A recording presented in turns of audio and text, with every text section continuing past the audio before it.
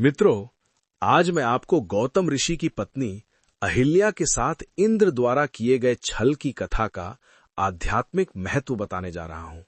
लेकिन उससे पहले इस कथा को संक्षेप में समझ लेते हैं। गौतम ऋषि एक महान तपस्वी थे। उनकी पत्नी अहिल्या अत्यंत पतिव्रता और सुंदर थीं।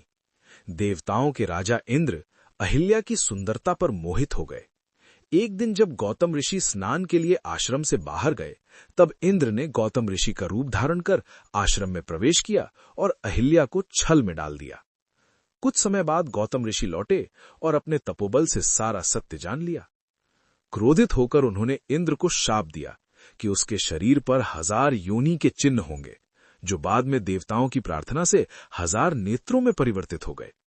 अहिल्या को भी गौतम ऋषि ने शाप दिया कि वे पत्थर के समान निर्जीव अवस्था में रहेंगी, पर साथ ही ये वरदान भी दिया कि भगवान श्री राम के चरण स्पर्श से वे शाप मुक्त होंगी। बाद में श्री राम के आगमन से अहिल्या का उद्धार हुआ। मित्रों, ये केवल एक समय की कथा नहीं है, ये कथा हर मनुष्य के भीतर घटती है। गौतम ऋषि विवेक और तप का प्रतीक है। अहिल्या शुद्ध आत्मा का प्रतीक है। इंद्र अहंकार और भोग की इच्छा का प्रतीक है। राम पूर्ण चेतना और ईश्वर तत्व है। अहिल्या कोई साधारण स्त्री नहीं है, वो निर्मल, स्थिर और मौन चेतना का प्रतीक है।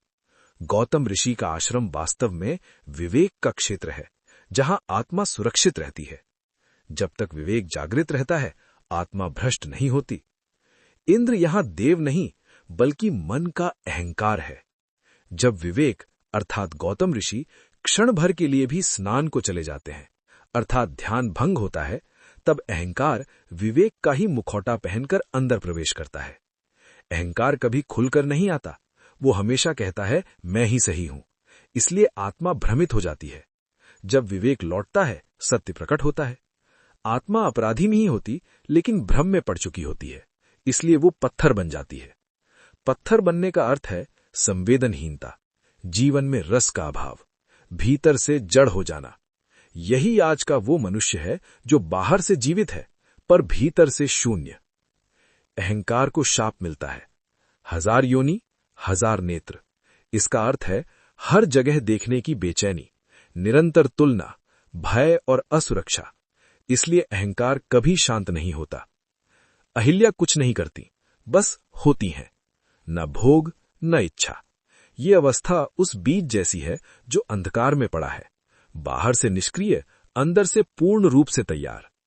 राम कोई व्यक्ति नहीं है, राम है पूर्ण चेतना।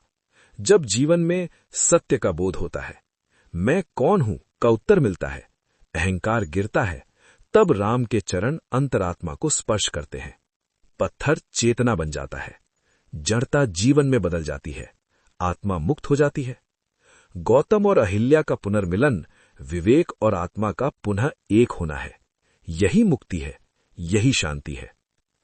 पतन बाहर से नहीं, भ्रम से होता है। अहंकार सबसे खतरनाक तब होता है जब वो विवेक का वेश धर ले। आत्मा कभी अपवित्र नहीं होती, केवल अचेत हो जाती है। मुक्ति प्रयास से नहीं, जागृति से होती है। हर अहिल्या के जीवन में एक राम आता है। प्रश्न ये है कि क्या हम उसे पहचानते हैं? ये ऑडियो बुक आपको कैसी लगी? अपनी अनुभूति हमें कमेंट में अवश्य लिखें।